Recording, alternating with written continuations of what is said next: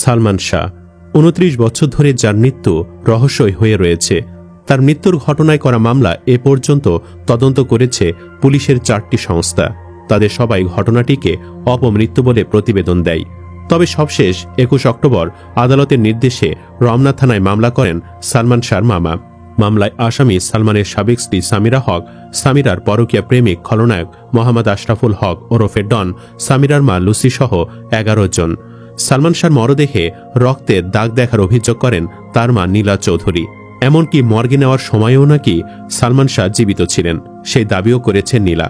এবার সে বিষয়ে মুখ খুলেছেন ময়না তদন্তের সহকারী ও ডোম সিকান্দার।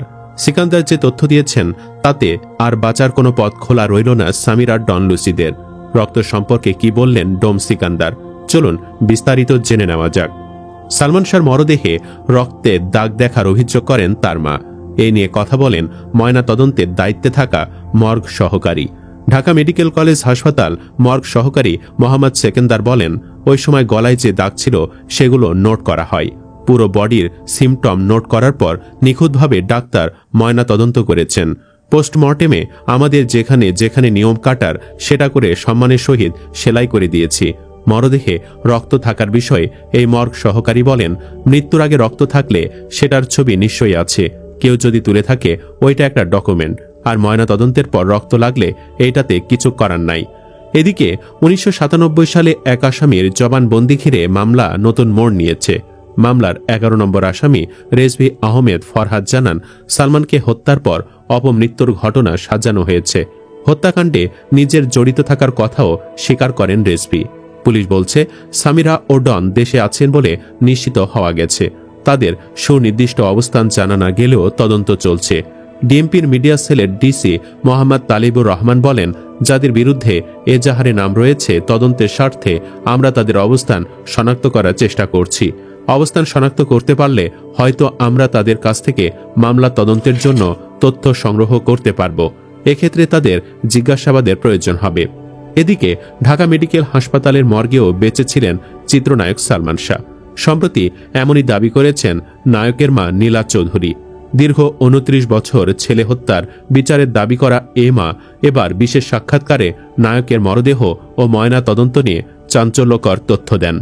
সালমান শাহর মৃত্যুর দিনের কথা মনে করে সংবাদ মাধ্যমে নীলা চৌধুরী দাবি করেন, সুপরিকল্পিতভাবে তার ছেলেকে শেষ করেছেন ঘাতকরা। ছেলের মৃত্যুর খবর পেয়ে যখন ওই ফ্ল্যাটে ছুটে যান, দেখেন অন্য দিনের চেয়েও বেশি পরিপাটি ছিল ওই দিনের ফ্ল্যাট। এটা কিভাবে সম্ভব বলে প্রশ্ন ছোড়েন সালমানের মা।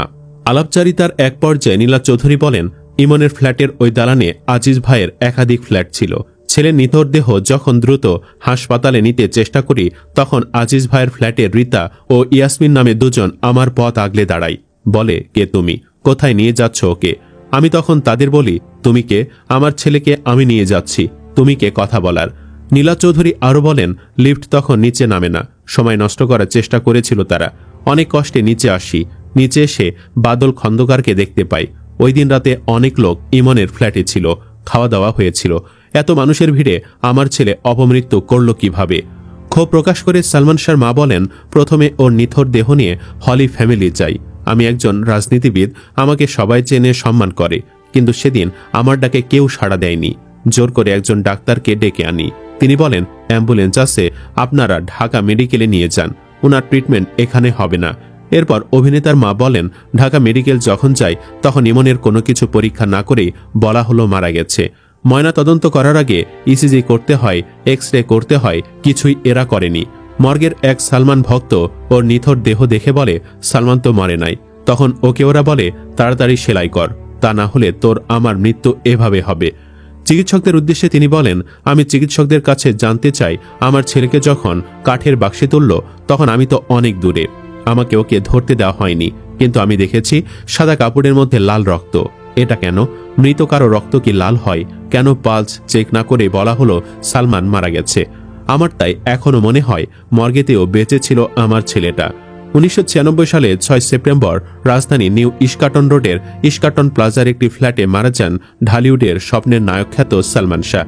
তার মৃত্যুকে স্ত্রী সামিরা হক আত্মহত্যা দাবি করলেও নায়কের মা, বাবা ও পুরো পরিবারের দাবি এটি একটি সুপরিকল্পিত হত্যাকাণ্ড। এদিকে প্রখ্যাত চিত্রনায়ক সালমান শাহকে মারার অভিযোগে দায়ের করা মামলায় তার স্ত্রী সামিরা হকের মা লতিফা হক লিও ওরফে লুসি দেশত্যাগে নিষেধাজ্ঞার আদেশ দিয়েছেন ঢাকার একটি আদালত। লুসি মামলার এজাহার নামীয় ৩ নম্বর আসামি। মামলা তদন্তকারী কর্মকর্তার আবেদনের পরিপ্রেক্ষিতে গত মঙ্গলবার ঢাকার মেট্রোপলিটন ম্যাজিস্ট্রেট সাইফুজ্জামান এই আদেশ দেন।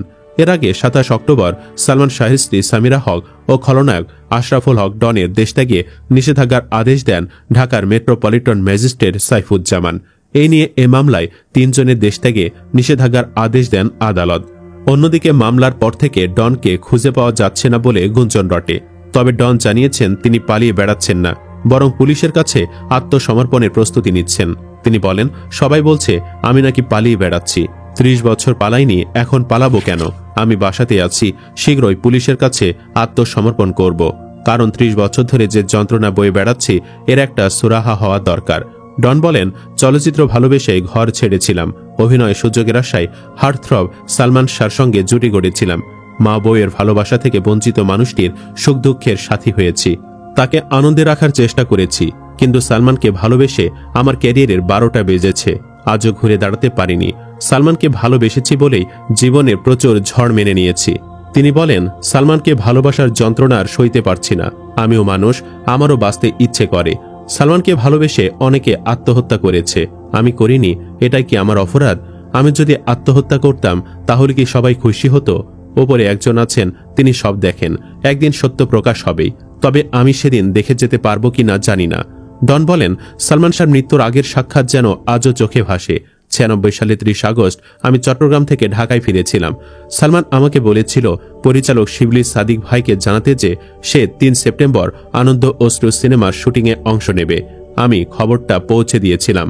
ভাবলাম ২ দিনের জন্য বগুড়ায় ঘুরে আসি, কিন্তু বাস ধর্মঘটের কারণে ফিরতে পারিনি। ৬ সেপ্টেম্বর ঝড়ের মতো খবর, সালমান শাহ আর নেই। উল্লেখ্য, ১৯৯৬ সালের ৬ সেপ্টেম্বর ২৫ বছর বয়সে মৃত্যুবরণ করেন সালমান শাহ। তার মৃত্যুর পর রমনা থানায় অপমৃত্যু মামলা হলেও সম্প্রতি আদালতের নির্দেশে মামলাটি হত্যা মামলা হিসেবে গ্রহণ করা হয়েছে। গত ২০ অক্টোবর ঢাকার ৬ষ্ঠ অতিরিক্ত মহানগর দায়রা জজ মোহাম্মদ জান্নাতুল ফেরদৌস ইবনে হক বাদী পক্ষের করা রিভিশন আবেদন মঞ্জুর করেন। এরপর ২১ অক্টোবর সালমান শাহর মামা আলমগীর কুমকুম রমনা থানায় মামলা দায়ের করেন। সেখানে সালমানের স্ত্রী সামিরা সহ ১১ জনকে আসামি করা হয়। সুপ্রিয় দর্শক, সামিরার মার দাবি আর ডোমের দেওয়া তথ্যমতে পোস্টমর্টেমের পূর্বেও জীবিত ছিল সালমান শাহ। আপনি কি চান এখনই ডন সামিরা লুসিদের যেন গ্রেফতার করে রিমান্ডে নিয়ে সঠিক তথ্য বের করা হোক? কমেন্ট বক্সে ইয়েস বা নো লিখে জানিয়ে দিন আপনার মতামত। ভিডিও ভালো লাগলে লাইক দিন এবং শেয়ার করুন, আর অবশ্যই চ্যানেলটি সাবস্ক্রাইব করুন।